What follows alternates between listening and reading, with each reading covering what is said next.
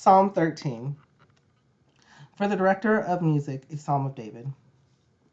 How long, O Lord, will you forget me forever?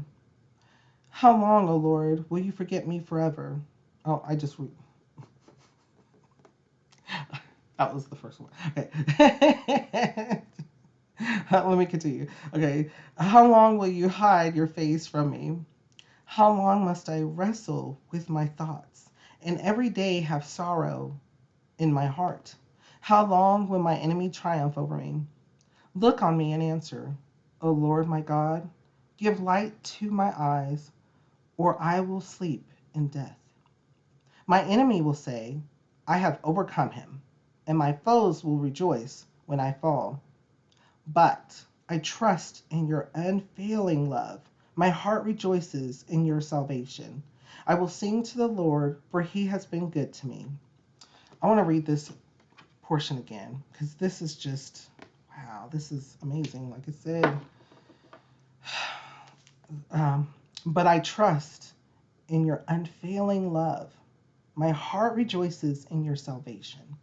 I will sing to the Lord, for he has been good to me. Every day I rise. Man, there's a verse in my head or thanking the Lord. I'm back again. People take for granted sleep. People take for granted things. And we have a journey in life, and we shouldn't take anything for granted. Life is very short, very short. And now is the time. Now is the time. Now is the opportunity. Now is the time to love each other, to share the message with each other, um, to spread the gospel, to find hope and encouragement, to help one another, encourage one another. And so I encourage you. I encourage you and thank you for continuing along with these Bible studies. But I also encourage you to maintain, keep up the reading, keep up your journey, keep it up because we're all here for a reason and you're worth it. And the Lord wants you to know you are worth it. You are worth it. So um that's I mean he who else would send their own son to die to save you from for eternity? Like it's amazing. It's amazing because he knew how to defeat sin. There was only one way. There was only one way. And we'll get to that too in the New Testament. Even Jesus says, he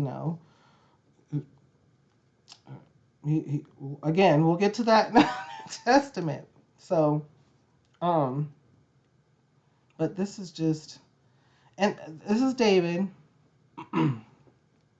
once again, going through one of his, singing out to the Lord, going through one of his down times. Because even David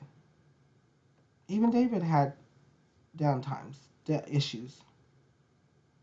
You know, through people trying to overtake him, even his own family, to enemies, to decisions that he may have made in haste or didn't intend to make, but he has to suffer some consequences. But he knew where to go to. He knew he had someone, but I trust in your unfailing love. He knew who he had. Someone who has unfailing love. Think about that. I know this is one of those things where people start getting to their feelings and like, well, I did this and I do that and I don't believe this and I don't believe that and I don't even think how because even if it was, how could someone like that? How could someone love me? How could someone love you? First of all, you're here. You created. And you have reason. The Lord loves you. And then people say, well, what about those who pass away immediately? The Lord loves them too. There's something about that right in here too. it says something about, mentions something about there's a time before then where people come to a time where they can discern right from wrong. So before getting to that, I to my understanding, now go to Lord with this too, um, goes directly to the Lord. They go direct because there was a reason.